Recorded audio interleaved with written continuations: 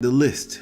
So in April 2009, I was fresh out of the real estate crash and I was attempting different things. I built an online mall, I discovered affiliate marketing for the first time, and I tried to use the concept to invent a cashback mall. Today, you can see many cashback opportunities with credit cards, retail reward programs attached to different websites. Anyway, I paid a couple of $100 for a home study course and I learned about the Google Ads platforms for the first time. Back then, and up to not too long ago, it was called Google Adwords. The concept was simple. All I had to do was find a product on an affiliate network that paid a commission for generating sales. In order to generate sales, all I had to do was give my special trackable link to a prospect and I would earn a commission if a sale was generated as a result of clicking my trackable link. In my mind, at that moment, I had hit a jackpot. So I researched through the product affiliate network and found an ebook on generating real estate fortunes. I could relate because the previous few years before that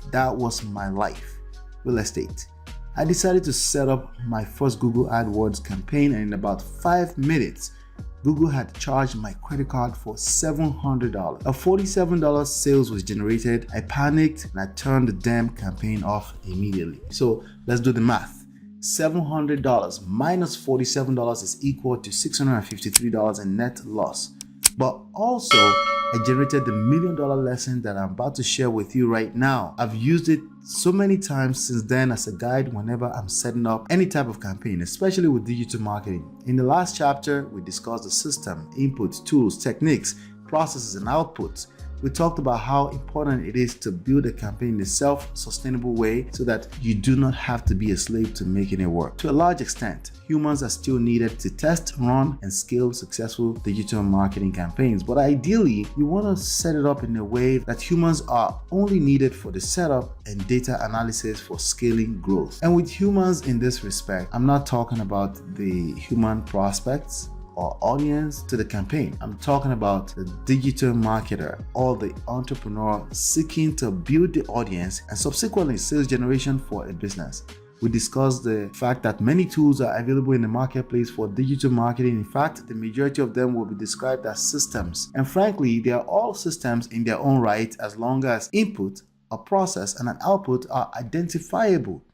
All processes can in fact be described as a system, but I need you to understand that each of your digital marketing campaigns or projects is a standalone system that involves multiple processes, hopefully with trackable and measurable inputs and outputs. This is how to turn a complex process into super simple and easy to understand implementable execution.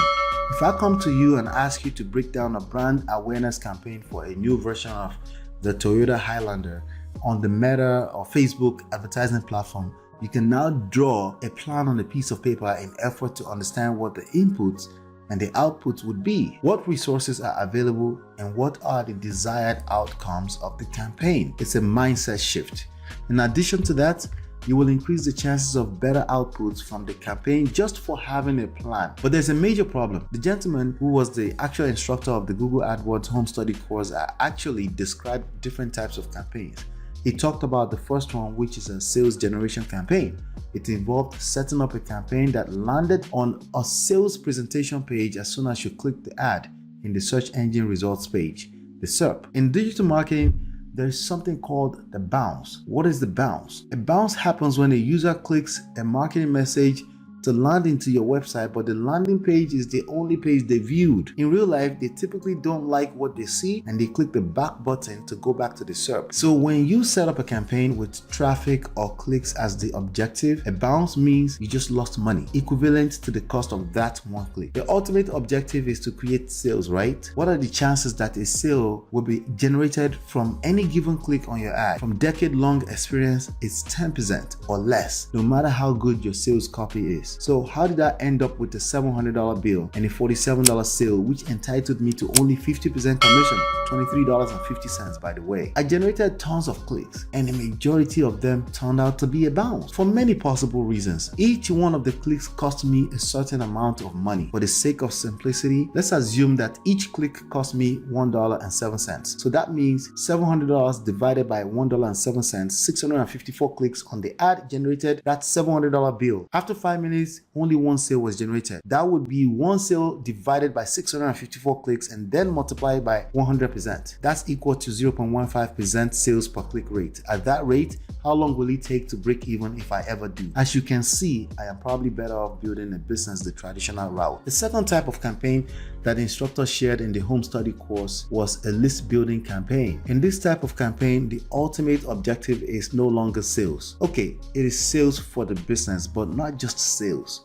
The ultimate objective is maximizing profit. As a newbie in digital marketing, I was super excited about the idea of working from home or from the beach with a laptop generating money on demand. Who doesn't want that? So my natural instinct was to choose clicks generation campaign objective camouflaged as sales objective. At the back of my mind, a lot of clicks would turn to sales since they had interest. I went ahead and set up a clicks or traffic generation campaign without thinking things all the way through and properly. It was a short-sighted strategy and it burnt me badly. Let me explain. In that example that I gave earlier, there were 654 minus one sale, 653 prospects that I paid actual money to attract to my landing page. With the sales presentation, right, those people had actual interest as evident by their action. They actually clicked the ad. But if I wanted to attract them again, I would have to spend another $700 and there's no guarantee that I would get them to buy the product. In fact, if the number worked out the way it did before, I would now be $1,400 minus $47. That's $1,353 in the hole, net loss. It's getting worse, right? Every time I want to sell a product to these people that I've identified as having interest, I would have to spend money and potentially lose more money. This is not turning out to be a profitable venture so far, right? From the previous chapters, you learned that 85% of people make buying decisions based on emotions and justify with logic later. You also learned that they are more likely to buy from you when they feel like they know, like, and trust you. Do you still remember the KLT factor and brand equity? So we know that the fewer the exposure to your brand is, the more unlikely it is for the prospect to buy. With list building as the objective of a front-end digital marketing campaign, you are now able to remarket to prospects with established interest without spending more money. As a business owner, of course, and hopefully, you understand the principles of sowing in order to reap. You're going to have to spend money to make money, but it's obviously better if you can spend money one time to attract targeted prospects with a certain level of interest rather than for every single time you need to attract them to your website. If the main objective on the front end is to capture their contact information into a list, you can then contact them more times with your paid offer after the initial contact. Let me ask you a question. Which action do you think would be easier to get your website user to take on their first encounter with you? Is it easier to get them to pull out their credit card to buy a product, or is it easier to get them to give out their contact information in order to receive a free sample or additional information on a solution they are already interested in? Your guess is as good as mine. It's probably easier to get them to spend no money, right? Especially if they don't feel like they know, like, or trust you yet. Since you are capturing contact information, you're able to put a lot of focus on building that KLT factor or brand equity until they feel comfortable to buy, the ultimate goal. It's also better like this because of the magnitude of the impact you're leaving on your prospect long before they decided to do business with you and long after. They're even more inclined to refer more business to you. You're maximizing the output of your marketing input and resources simply for understanding the power of list building as a front-end digital marketing campaign objective. Think of it as a follow-up strategy in a traditional business model. Follow-up is another form of marketing, except that it will now cost you almost nothing and a lot less effort to convert a prospect to a customer. This will massively offset your marketing cost. There are many more benefits to list building as core digital marketing strategy, but let me leave you with these two benefits. Sales on demand. When you diligently build a list of prospects, you can send a quick email just like that and have your mortgage for the month paid. Community building. In addition to the heightened need to build brand equity due to competition,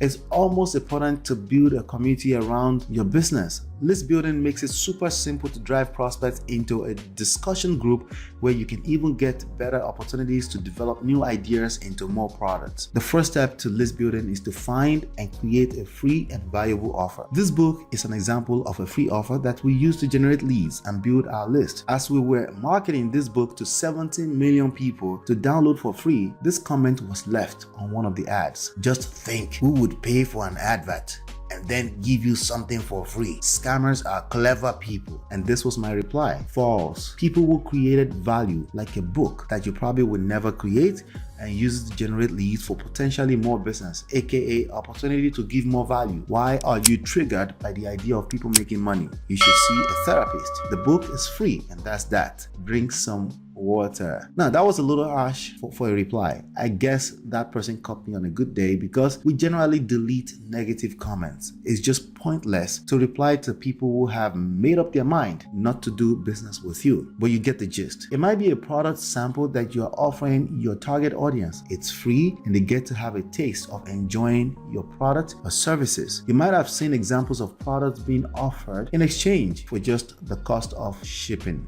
Surprise, surprise. When you pay for the shipping and handling, your contact information, which includes your physical shipping address, is also captured all legally. That's how you print money with digital marketing. Like I said, I use the same method to build my business over the years, but I have to be 100% honest with you. I've had moments of non-profitable greed when I attempted to sell to strangers without getting to know them, and more importantly, getting them to know me. Brand equity. That behavior has cost me millions of dollars in net loss. When you're in a desperate place, it's easy to fall back on natural, common sense based instincts, which assume that a good offer is good enough. A good offer is absolutely a necessity, but so is timing for your prospect and audience.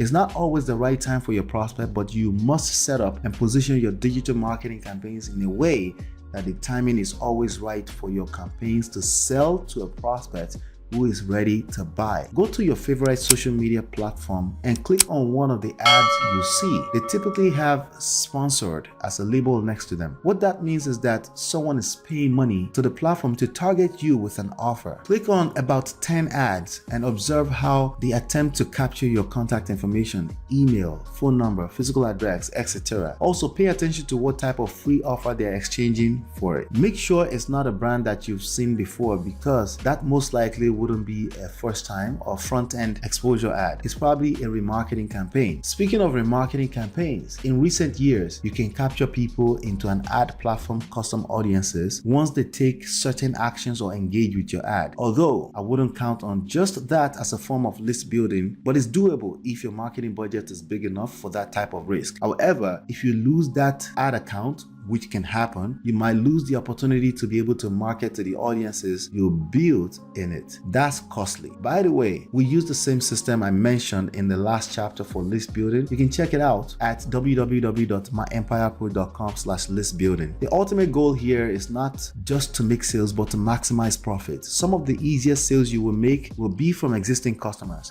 It just makes sense, because if they receive value from doing business with you in the past, they will naturally be inclined to do more business. Having a third-party tool and system to maintain your list and community outside the ad platform is literally freedom. Your ad platform custom audiences, as we'll cover later, social media fans, followers are not as powerful as a list that you nurture and maintain independently. And that's why I recommend a third-party tool that has its own embeddable web form to capture the contact information, marketing automation feature to engage and convert prospects into customers, clients, and deals. I know that I mentioned earlier that one tool can handle so much more than one process, but it is important to separate features on the advertising platform from your list building system as a form of security and risk mitigation. You don't want to have all your fruits in one basket. So it's not necessarily smart to leave all the processes from lead to sales generation on one platform. Platforms do collapse. Account profiles can also be banned, shadow banned, and deleted. In the next section of Digital Marketing Certified, we're going to dive into performance and how to track and monitor it. There are way too many businesses that have no ways of ensuring growth and quality in the processes. At the end of the day, it's a competitive marketplace. Your prospects will spend that money with or without you selling to them. Some other smarter or wiser direct or indirect competitor will collect that money from them. It might as well be you, right? To ensure growth from quarter to quarter, you must measure your digital marketing performance across a few dimensions.